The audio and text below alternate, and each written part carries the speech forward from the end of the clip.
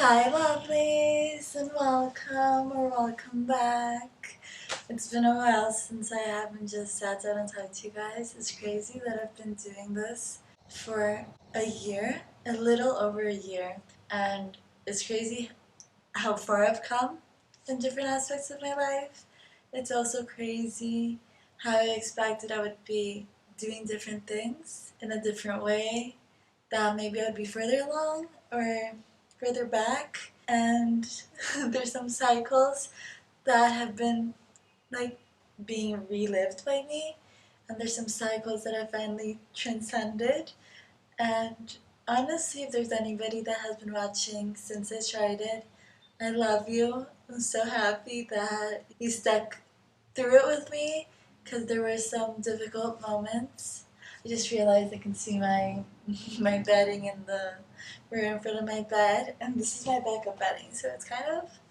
But I don't know. I'm just so excited. I'm about to leave to go meet up with my best friend and some high school friends, and I was gonna stay in today and just film and edit while I watch some movies or whatever.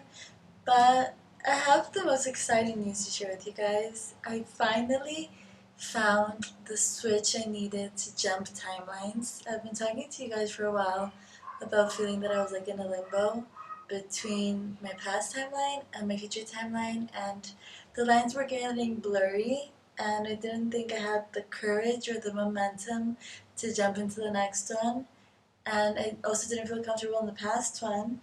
But I recently started a post grad, which is what I'm so excited to talk to you guys about. It's on the topic of art therapy with like the psychologist Young's perspective on everything.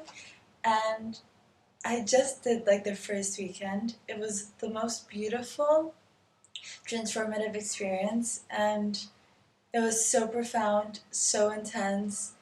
I faced so many of my fears, starting with getting there. I went alone. I never drive on like, I don't know what's it called in English, like the roads that you take to go to like another city. I never drive on those roads at night because I thought that it could be scarier or more dangerous, and my parents always warned me to try to go during the day. And I ended up getting the worst traffic. My look, guys, I'll tell you guys like how difficult it was to get there, and then a little bit of my experience, and then you guys are gonna be like, what, that was what you needed? But it comes full circle. I left my house, and my car had basically kind of broken down, and one of the wheels had like a big tear in it. So I went to college in the morning, and my dad took the car to get fixed, and I took the subway, and then when I arrived, I got my car, said bye to my parents, bought a charger because my car's like place for your charger was broken, charged my phone a little, finished packing my bags, and got on the road. It was supposed to take 2 hours, but it ended up taking 4.5. And at the end of like the car ride, my phone was like at 1% charging, and I thought that I was gonna die. It was like super nighttime. It was so dark. It was like those streets that it's like not light at all, and it was super like, when you're going up a mountain, you have to be doing like this. I went through like one of the most dangerous parts of the city that I live in while I was trying to get there, and honestly, I cried a lot while I was driving there. I had like a full mentee bee, as people say, and I released all of my fear of not feeling like I belonged, not feeling good enough, feeling scared of the unknown. And I just released it all in that moment of facing one of my fears, that was driving in a road that I didn't know by myself at night on the way to go somewhere where I was going to be completely out of my comfort zone. And it was something that I was scared of, but I felt that deep in my soul I had to do it. Since the first time, like 2 years ago, I heard one of my friends, my college friends, saying that she was going to do it. It planted a little seed, and something in my soul told me that that was where I needed to be, and that was where I needed to go. And I found the courage to say yes, and I went. I went by myself. I got there. For the first half an hour, I was freaked out. I thought I was in a cult. Everything was so specific. They had so many rules. It was like kind of like a village community thing. And I was just shocked. I don't know, I think I've expressed this to you guys, maybe like in a few videos, that I truly believe that sometimes our biggest purpose in life comes tied with our biggest fear. And I feel like it's kind of like the universe, or maybe the forces that work against us, are trying to inhibit us from being reaching our full potential in a way. And maybe I can get into why I have the fear of public speaking. Maybe I have already, but I don't know. Maybe I'll share that with you guys soon. Because I think it all ties perfectly together. And once I was able to understand where the deep rooted trauma came from, I was able to look at it and process it and face it head on in a more powerful way. So I got there. Sorry, guys, I'm all over the place.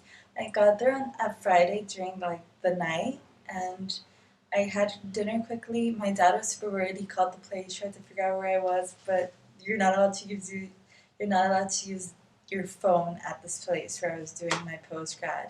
It's basically kind of like a village, like a community where people live and do like community service. No, community service. No, that's like jail, isn't it? But no, it's volunteer work, and there's lots of like spiritual retreats, and they have some courses. They have a postgrad in psychology, transpersonal psychology, I don't know how to translate that, and this postgrad in art therapy. But I arrived there. The only person that I knew that was the teacher hadn't arrived, and I just looked around. It's crazy how you always know what familiar faces, like who are the people that you're going to become friends with, just by looking at them. And all the people that I did become friends with during the retreat and the course are the people that at first sight I looked at them and smiled, and they smiled back, and I was like, damn, friends. It's funny how our soul just knows. And I hid a little bit in my room. I felt really uncomfortable. The friends that I later went on to meet told me one of them spent like the afternoon crying in her room. The other one was super freaked out. And I harnessed all that fear, and instead of letting it paralyze me, I let it motivate me. I let it ignite the fire that I had within, and I let it become excitement. And I just went out there and spoke. I spoke from my soul, and I let my emotions take over me. I expressed my love for the people around me. I sobbed talking about my biggest fears to like 30 people that I didn't know, saying that I love them. And I don't know, honestly, I have to be honest. After I got back home, drove back and everything, and I sat down in my apartment, I was cringing at myself. And I was like, I can't believe I was that vulnerable. I can't believe that I exposed myself like that. I can't believe that I expressed so much emotion. And I have a video on here that is about the power of vulnerability. I'll tag it on the corner for you guys to be able to see. It's very short. I think it's 4 minutes. But it's crazy how like you preach something and then the universe comes and like gives you an opportunity for you to live it to its fullest extent. And that was the key. I came back home feeling larger than life. I even felt like that I occupied more space, and that I was like fitting through the doorway differently because my energy field just felt more expanded. I felt more in connection with myself, even though I did something that I was really scared of, and I possibly embarrassed myself in a few moments throughout the retreat. I found the compassion within myself to understand that it's not so scary to have people perceive you and to have people judge you if you find that love and that acceptance within yourself. It's really scary to have others perceive you when you don't accept yourself. I realized that me crying and expressing my emotions and talking about my art piece to the class was cringier to me than it probably was to any of those people. Maybe some of them didn't vibe with it, thought that I was too much, and I think it was a big fear of me being too much and feeling too much. As a Pisces, I feel like I'm very like in the depths of the ocean, but personally, I prefer being closer up to the sun. So I feel a little bit uncomfortable when I'm too deep, and when people take me too deep, I go with them deep and I process it with them, but then I always want to come back and float and I feel like I'm not grasping for air and feel like I can breathe if I want to. And I don't know, it was a very sensitive moment for me. But the biggest thing that I realized throughout the whole weekend was that life is literally what happens when you're making other plans. And life, the most beautiful things out of life happen outside of our comfort zone. I remember when I was a teenager, I heard someone saying this phrase and it just bothered me. It was like an inch under my skin that I didn't want to scratch. And I was like, no, like I love being comfortable. Being comfortable is peace. And I think I was at a moment in my life where I was so anxious and like my cortisol levels were all spiked up and I was just afraid. But I realized that I didn't come into the universe being afraid of living, of being seen, and of being myself. I know that there's numerous factors that collide with that. Being a woman, maybe being a witch in a past life and being burned at the altar for expressing myself, being prosecuted, or whatever they may be. I know the factors that compose my fear of maybe existing. But there's so much beauty, there's so much excitement, and there's so much life that happens in that little sweet spot that is just outside of our comfort zone.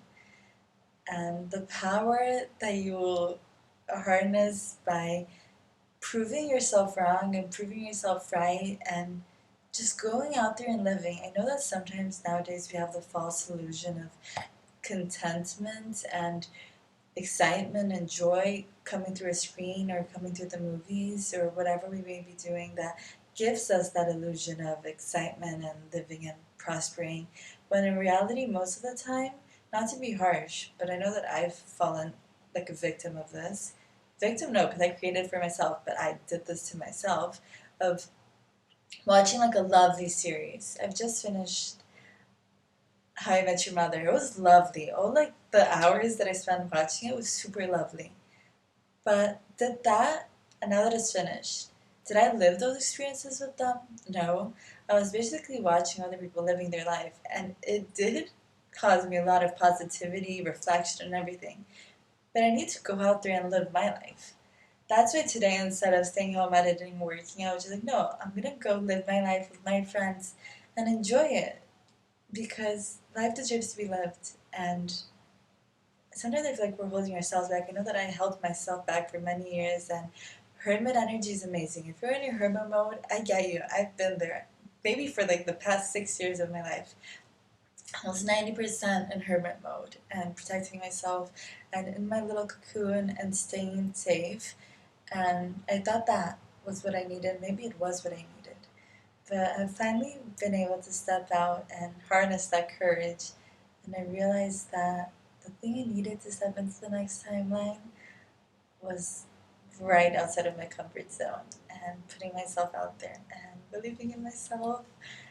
And hey guys, I think I'm really late. I need to go meet my friends. I'll talk to you guys maybe in a part two about this as soon as I get home tomorrow. Why did I say get home tomorrow? When I get home tonight, I'll maybe film it tomorrow. I don't know. I'm just like I'm all over the place. I hope that I said enough productive stuff. I don't know. I'm in my head, but also I'm flowing with life, and I really love you guys. Thank you for being on this journey with me.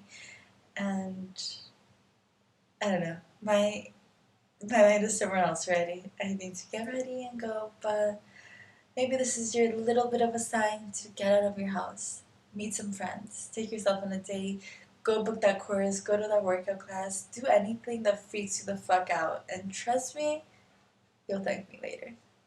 Bye. Love you. See you soon. Love you. Bye.